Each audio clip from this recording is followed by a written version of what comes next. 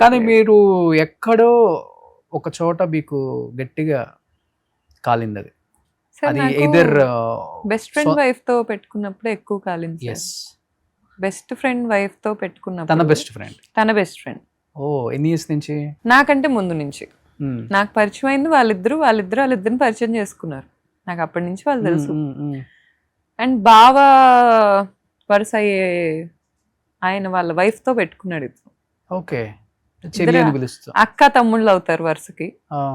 కానీ ఆ అమ్మాయి ఇతను ఎఫ్ఐఆర్ పెట్టుకున్నారు.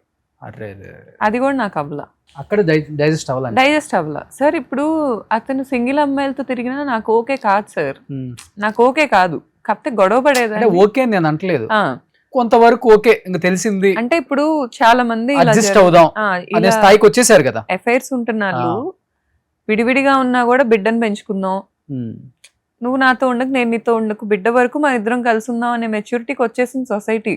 నేను అలాంటి కపుల్స్ కూడా చూస్తున్నా. కానీ నాకు అది కూడా అవ్వలా. నాకు అతని మొహం చూడాలని కానీ గొంతు వినాలని కానీ ఆ మూమెంట్ నుంచి అనిపించలేదు. తనతో రాఖీ కట్టించుకున్నారని చెప్పి కట్టించుకున్నా. ఆ అమ్మాయి నన్ను అరిచింది సార్ ప్రెగ్నెన్సీలో. అవుట్ ఆఫ్ నో వేర్ నాకు ఫోన్ చేసి అరిచింది. నాకు వీళ్ళ సినిమాలో పేర్లు ఎందుకు కానీ మంచి వ్యక్తే, వాళ్ళ సినిమాలో ఒక క్రూ, ఒక కాస్ట్, వాళ్ళ వైఫ్ నాకు ఫోన్ చేసి ఒకసారి చెప్పింది, అసలు మీరు ఎప్పుడు రారు సెట్కి, ఆ అమ్మాయి వచ్చి స్వీట్లు పంచిద్ది ఏంటి, ఆ అమ్మాయికి ఏం సంబంధం.